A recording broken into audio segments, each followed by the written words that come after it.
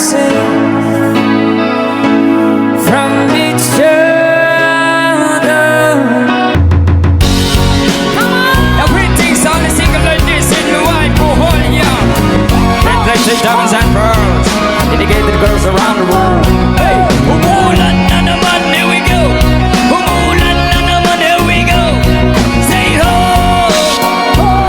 Say, everybody say. Welcome sa ating munting channel, ang Kanta Kwento. Ngayon naman ay ikakanta kwento natin ang pinagdaanan ng Sweet Notes duo o couple, kung paano sila sinubok ng panahon. Ito nga ang nascam ang perang pinaghirapan nila galing sa kanilang pag-a-abroad sa China at ang sinapit nila pagkatapos nila ma-scam. Ngunit bago tayo mag-start, napansin ko lang po na mas maraming mga kakanta kwento tayo na hindi pa nakasubscribe. Kaya pwede ba muna mahingi ang inyong like at subscribe bilang suporta sa ating channel. Salamat! Ngayon nga ay simulan na natin. Paki-check na lang sa description tungkol sa mga kanta kwento natin tungkol sa istorya ng Sweet Notes, lalo na sa mga ngayon lang napadpad sa ating channel. At ngayon, mismong si BJ ang magkakanta kwento patungkol sa kanilang na-scam na ipon mula sa kanilang pag-a-abroad. Pakinggan natin si BJ. Kasi bakasyon. Hindi ko pa makalimutan yung first namin investment ni Charlotte. Siyempre dahil may ano na kami. Yung sahod ata namin, kung di nyo natatanong, yung sahod namin ni Charlotte per head, per tao, nasa mga 39 or 40,000 per month.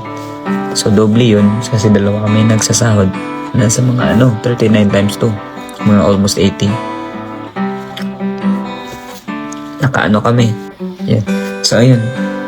Nag-decide kami na mag-invest. Actually hindi siya dead investment kasi siya. Kasi yung tinutukan namin bahay. Kasi pareha kami ni Charlotte, yung mga family namin wala pang mga sariling bahay talaga. Yung family ko wala pang sariling bahay. Ako, Charlotte din. Actually meron sila Charlotte, ako wala. Pero kaya yun isa sa mga goal namin na sana magkasariling kaming bahay agad. Hindi pa namin alam talaga na yung bahay is dead investment. Kaya yun, naghanap kami. Napunta kami sa Camellia.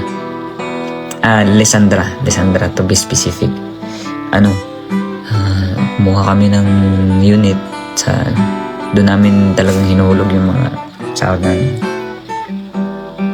Tapos dumating yung bakasyon na namin kasi babakasyon na kami mga 2019 na yun. Andun kami 2017 kasi 2016 yun, di ba? 2016 yung nasa banda kami, nag-start kami sequencer, tapos umalis kami mga mag 2017 na.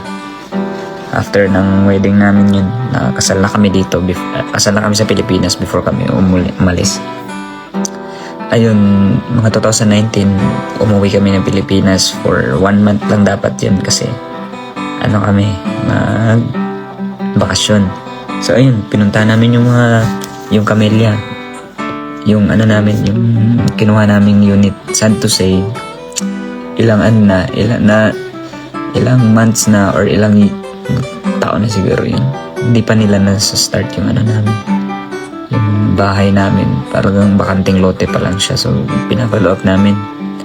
Sad to say, hindi talaga siya, hindi ko alam kung anong problema. Kaya na-discourage kami ni Charlotte ng that time. Kasi hindi siya na trabaho. Akala namin pag uwi namin may building na. Kaya ayun, pinalo up namin. Tapos wala pa rin. So nag-decision kami ni Charlotte na na lang, cancel mo na lang yan, mal. Hanap na lang tayo ng mga lote na lang, lupa. Tapos tayuan natin ng mga maliliit lang na kubo, bahay. Kaya yun, tinry namin siya na ipa-cancel. Kaso lang, bawal pala. Kung walang mag-a-assume yun, mafo-forfeit yun. Sad to say na forfeit siya, guys. So almost 200,000 na siguro yung nabayad namin or mahigit pa. Hindi na namin nakuha yung pera namin at wala pa kaming bahay. Sobrang namin nun, sobrang lungkot namin. Talagang nasad kami ng time na yun. Kasi wala pinuntahan. Yung hirap namin sa abroad, sa China, walang wala kami makita na naging resulta. So sabi ko kay Charlotte, hayaan mo na yan.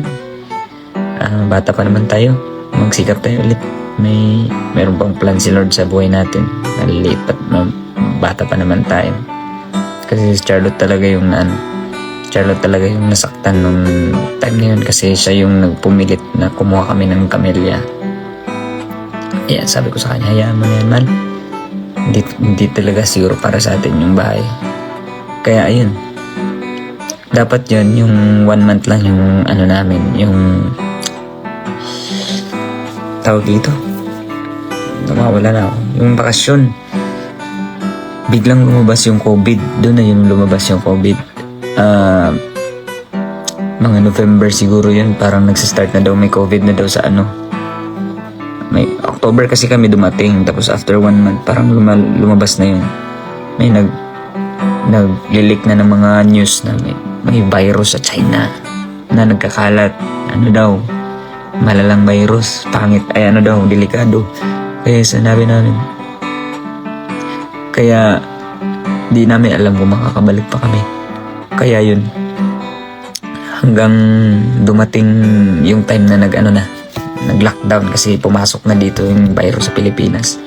Tapos sabi namin, hindi na talaga tayo makabalik nito kasi tapos lumabas pa yung na pandemic daw itong mangyayari, mataas pa daw itong mga 5 years pa siguro mahigit. Kaya yun guys, hindi na namin in-expect na makakabalik pa kami at hindi na talaga kami nakabalik sa China. So ayun, doon na kami nag-decide na mag-baby na lang kasi alam namin mataas pa. Sorry guys, inisipon ako kasi Pinakita dito ni BJ ang kanyang suporta sa kanyang asawa, galing sa kabiguan. Ang lakas ng loob at paniniwala na hindi pa huli ang lahat. Ipinakita ng dalawa na kung mabigo man, ay muling bumangon at itapon ang kahapon, yakapin ang parating na bagong umaga. Sa lahat ng may pangarap, masasabi ko lang na maging consistent lamang at focus. Gaya ng Sweet Notes, kaysa malugmok sa kabiguan, ay ginamit nila ito bilang lakas para harapin ang bagong bukas. Kayo ba mga kakwento, may mga kabiguan din bang karanasan? Paano nyo ito nilabanan? E-comment nyo yan sa baba upang maging inspirasyon sa ating mga kakwento. At hingin ko na rin ang inyong like and subscribe bilang suporta sa ating munting channel. Maraming salamat sa pagsama hanggang sa dulo ng ating video. Muli, ito ang Kanta Kwento. And after all that's been said